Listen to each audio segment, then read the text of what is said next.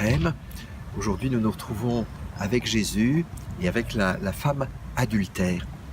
Et voilà que Jésus ne parle pas, lui qui est la parole même, voilà qu'il se tait, qu'il se penche et que de sa main, il fait des signes sur le sable. C'est un peu une attitude ambiguë.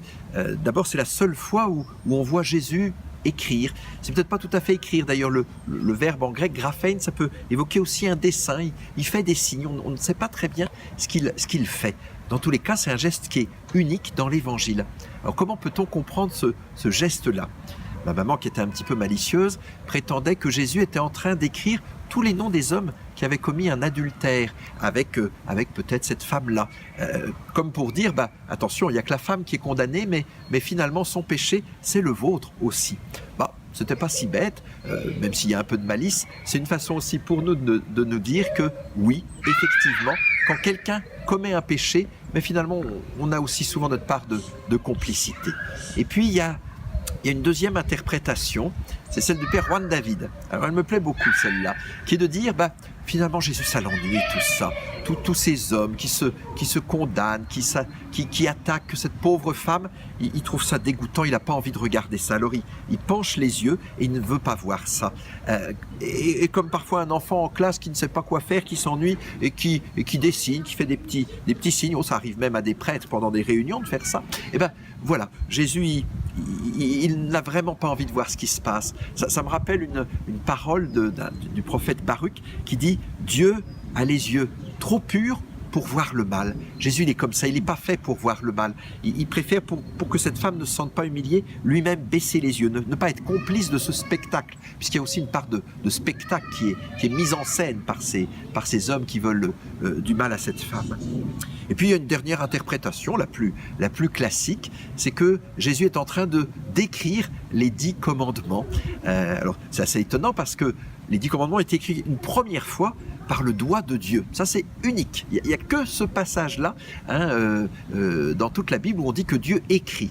Et puis ensuite, il y a puisque les tables de la loi ont été détruites par Moïse, lorsque Moïse les réécrit, c'est lui, ce n'est plus Dieu. C'est une main humaine, la main de Moïse, qui réécrit les 10 commandements. Alors Jésus, c'est à la fois la main de Dieu, puis à la fois une main humaine qui écrit et qui rappelle ces 10 commandements, et en particulier ce commandement, tu ne tueras pas, qui nous concerne, qui concerne ces hommes qui en voulaient à cette femme, tu ne tueras pas.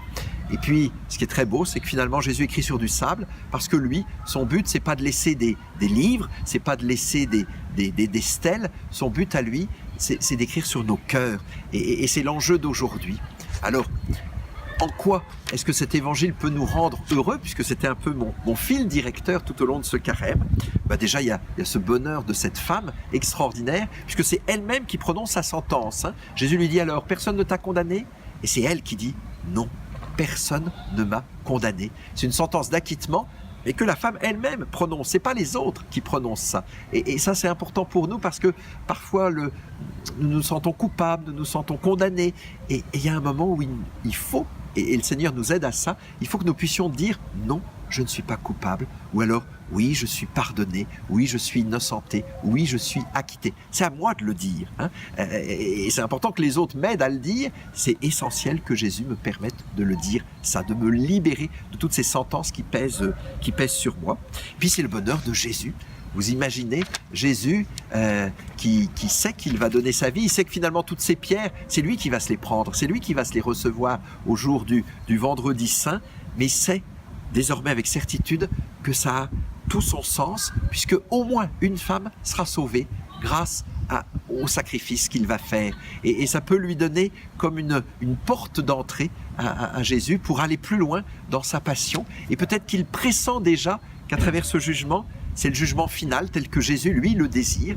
Ce serait tellement beau que nous puissions vivre ça au jugement final, que nous puissions dire non, cette personne n'est pas plus coupable que moi, et que chacun, l'un après l'autre, nous puissions dire non, personne ne m'a condamné, je suis libre désormais.